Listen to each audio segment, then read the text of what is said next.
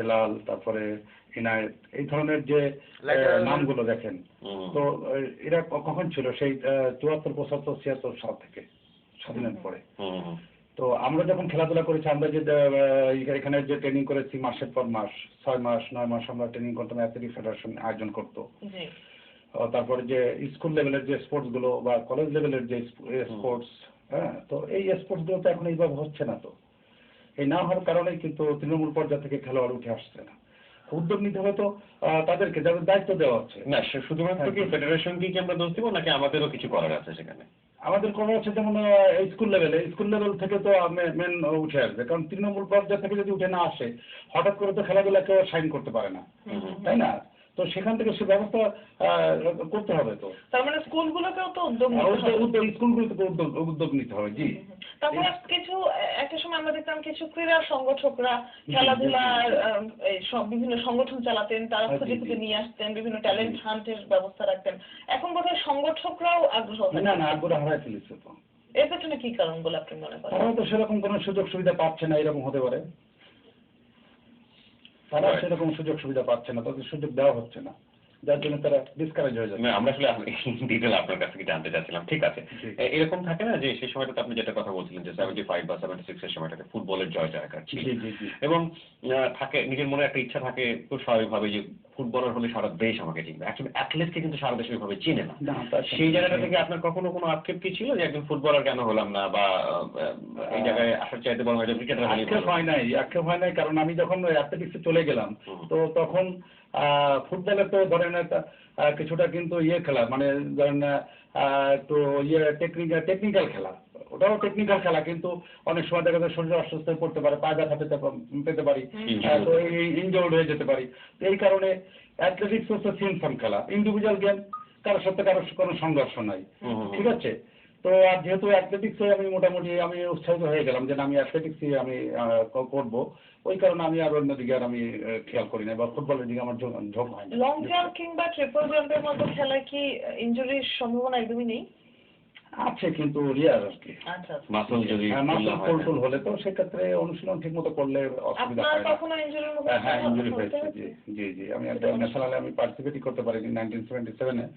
আমার প্র্যাকটিস করতে গিয়ে স্পিড দিতে গিয়ে মাসল পুল হয়ে গেছিল, তো যার জন্য আমি ওই বছর আমি 77-এ আমি অংশগ্রহণ করতে পারিনি। ওই বছর ময়মনসিংহে অনুষ্ঠিত হয়েছিল ন্যাশনাল অ্যাথলেটিক্স, তো আমি ওই বছর আমার গ্যাপ গিয়েছিল। মাসল পুলের ব্যাপারে আগে থেকে কি সতর্কতা হওয়ার কোনো সম্ভাবনা? ভালো মানে এক্সারসাইজ করে নিলে মোটামুটি আর অসুবিধা হয় না। মানে খেলার আগে আপনাকে মানে ওয়ার্ম আপটা ঠিক মতো করতে হবে।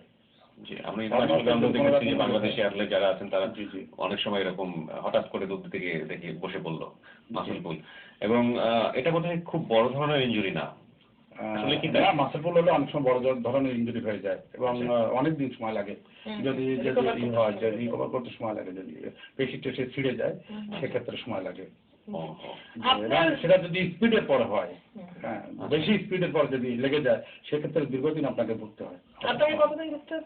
আমার তার 4 বছরখানেক লেগে গেছিল, 1 বছর আমি খেলতে পারলাম না। তো একটু আপনার যে জাতীয় পর্যায়ে বিভিন্ন খেলা বা আন্তর্জাতিক পর্যায়ে এই যে আপনার সুযোগ পাওয়া, সেই গল্পগুলো শুনি।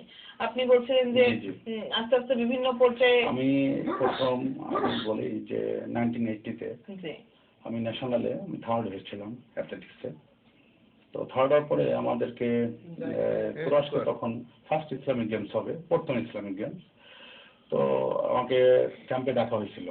তো যারা ফার্স্ট এবং সেকেন্ড হয়েছে 1 মাস পরে যখন ফাইনাল মানে সিলেক্ট করলো, দেখা গেলো যে ফার্স্ট এবং সেকেন্ড যে হয়েছিলেন তারা সুযোগ পেল না, আমি সুযোগ পেয়ে গেলাম। তো টার্কিতে, তো আমি সেখানে গেলাম, এবং ভলিবল টিম এবং আরো অন্য ডিসিপ্লিনের ছিল। তো আমি একাই আমি ব্রোঞ্জ মেডেল পেয়েছিলাম তুরস্কে ট্রিপল জাম্পে। ওই সময় আপনার বয়স কেমন? মানে জি, তখন আমার বয়স 21-22 বছর হবে। না, তখন আমার সামনে ডিগ্রি পরীক্ষা ছিল। তো সেবারই প্রথম দেশের বাইরে যাওয়া বা পরিবার থেকে দূরে যাওয়া। জি, এবং ওই তাকে যাওয়ার সুবাদে আমি আরো অন্যান্য দেশে ঘুরেছি, ইটালি, ইংল্যান্ড, তারপর টার্কি। এই খেলাকে কেন্দ্র করে করেছি। চমৎকার। তার মানে আমরা আমাদের সবসময় একটা কথা বলে থাকি দর্শকদের যে ইন্সপায়ার হওয়ার সুযোগ থাকে যারা এখানে আসেন জাঙ্গা সকলে সফল মানুষ। খেলাধুলা করলে কিন্তু এইরকম খেলাধুলা দিয়ে তো আমি 9টা আন্তর্জাতিক মিটে অংশগ্রহণ করেছি এবং সেই সময় প্রায় 20-21টা দেশে আমার ভ্রমণ করা হয়ে গেছে আর কি।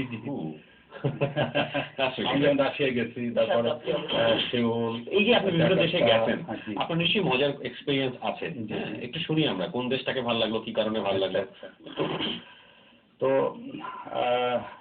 80তে তো আমি টার্কি গেলাম, টার্কি থেকে আমি মেডেল পেয়ে আসলাম। মেডেল পেয়ে আসার পরে তারপর 1983-তে কুয়েতে অনুষ্ঠিত হয়েছিল গোল্ড গেমস, সেখানেও গেলাম। সেখানে যাওয়ার পরে আমি ওইখানে 2টো মেডেল পেয়েছিলাম, লং জাম্প এবং ট্রিপল জাম্পে 2টা মেডেল পেয়েছিলাম। তো ওইখান থেকে আসার পর মোটামুটি আমাকে আমার এলাকায় আমাকে মানে বিপুল সম্বর্ধনা দেওয়া হয়েছিল, গেট টেট করে বেশ সুন্দর করে। তো যাই হোক আমি সেখান থেকে আসলে বেশি উৎসাহিত হই। মল্লিক ভাইয়ের আগমন। জি। তো তারপর তো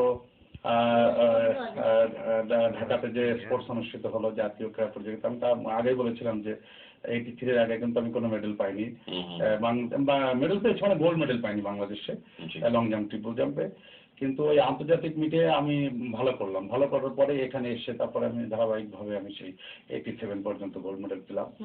84-এ ফার্স্ট সাব গেমস হলো কাঠমান্ডুতে।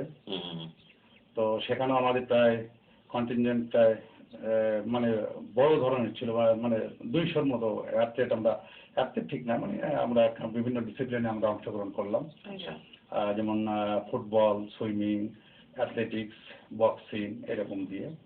তো আমি একমাত্র কাঠমান্ডুতে আমি একাই ইন্ডিভিজুয়াল ইভেন্টে গোল্ড মেডেল পাই ট্রিপল জাম্পে। আর 4x100 মিটার রিলেরও আমি সদস্য ছিলাম। একজনের খেলা তো 4x100 মিটার রিলে আমরা গোল্ড মেডেল পেয়েছিলাম। এবং অ্যাথলেটিক্সে শুধু কাঠমান্ডুতে 2টা গোল্ড মেডেল এবং 2টারই আমি সদস্য ছিলাম আর কি। সাব গেমসে খেলতে যাওয়া বা সেখানে ভালো ফলাফল করা সেটা তো যে কোনো খেলোয়াড়ের জন্য একটা অনেক বড় প্রাপ্তি, এটা স্বপ্নের বিষয়। তো সাব গেমসে যখন খেলতে গিয়েছিলেন সেই সময়টা নিশ্চয়ই আরো অনেক ঘটনাবহুল সময় ছিল। হ্যাঁ, ঘটনাবহুল সময়। সব থেকে বেশি আনন্দ পেয়েছিলাম যখন বিজয় স্তম্ভে যখন আমার গলায় সোনার মেডেল পরিয়ে দেওয়া হয়েছিল, তারপরে দেশের জাতীয় সঙ্গীত যখন বাজছিল, তখন সমস্ত মাঠের দর্শক উঠে দাঁড়িয়েছিল। তো এগুলো মানে সাংঘাতিক, মানে আমাকে আনন্দ দেয়। এবং আমি বিজয় স্তম্ভ থেকে নামার পরে জি জি আমার বড়জেন দাস উনি আমাদের সুইমিং টিমের টিম ম্যানেজার ছিলেন। তো আমি বিজয় স্তম্ভ থেকে নামার পরে উনি আমাকে মানে জড়িয়ে ধরে মানে কেঁদে ফেলেছিলেন খুব আনন্দে আর কি। তো এই অনুভূতিটা সাংঘাতিক অনুভূতি। এবং একজন খেলোয়াড় কি সারা জীবন করে এই জিনিসটা পাওয়ার একটা সুযোগ থাকে, কারণ একজন খেলোয়াড় পুরো একটা দেশকে লিড করে এবং তার রিয়াকশনটা কি সেটা মাঠে সে বোঝেন এবং পুরো দেশ কিন্তু তার পেছনে থাকে। অদ্ভুত একটা ব্যাপার। এবং এই জায়গাটা আমার মনে হয় যে খেলোয়াড় হওয়ার জন্য সবাইকে ইন্সপায়ার করা যেতে পারে। অ্যাথলেটের সার্বিক অবস্থা কি বর্তমান সময় আপনার কাছে কি মনে হয়? ভালো না। কেন ভালো করার জন্য আমাদের কি করা উচিত? কেন ভালো না? আমি বলবো যে এটাই যে ধরেন আমরা যখন খেলাধুলা করতাম তখন মধ্যবিত্ত এবং উচ্চ মধ্যবিত্ত পরিবার ছেলেমেয়েরা কিন্তু খেলাধুলা আসতো। আপনি জানেন যে আমাদের যে সুলতানা কামাল আমাদের শ্রদ্ধেয় ব্যক্তিত্ব ছিলেন উনি, তো উনি কিন্তু 19টা গোল্ড মেডেল পেয়েছিলেন আমার জানা মতে। হ্যাঁ, তো অনেক বড় বড় ছেলে মেয়েরা তারা খেলাধুলা আসতো, খেলাধুলা করতো, কিন্তু এখন আর এইভাবে আসে না। দেখেন না, আমরা যখন খেলাধুলা করতাম সেই সময় কিন্তু খেলোয়াড়দের যে ফিগার সেগুলো অনেক মানে ভালো হাইটের, হ্যাঁ সুন্দর ইয়ে ছিল, ছোটাম দেহে ছিল। কিন্তু এখন আমি মানে সেগুলো মনে হচ্ছে যেন যে এটা কেমন হয়ে গেছে, মানে দেখতে পাচ্ছি না মোটামুটি। তারপরে তো ওরা এইসব ইভেন্টে অনেক ভালো করছে। চাইনিজদের সাথে আমি খেলেছি, তো চাইনিজদের অ্যাথলেটদের অনেক লম্বা লম্বা ফিগার, অনেক ভালো ভালো ফিগার, কিন্তু আমরা টেলিভিশনে যারা খেলাধুলা করতে আসে তাদের হাইট অনেক। আচ্ছা, আমরা এই প্রসঙ্গে আসবো আপনার, তবে ছোট্ট একটা বিরতি পরে। দর্শক, ছোট্ট একটা বিরতি নিচ্ছি, একটু পরে আবার ফিরব।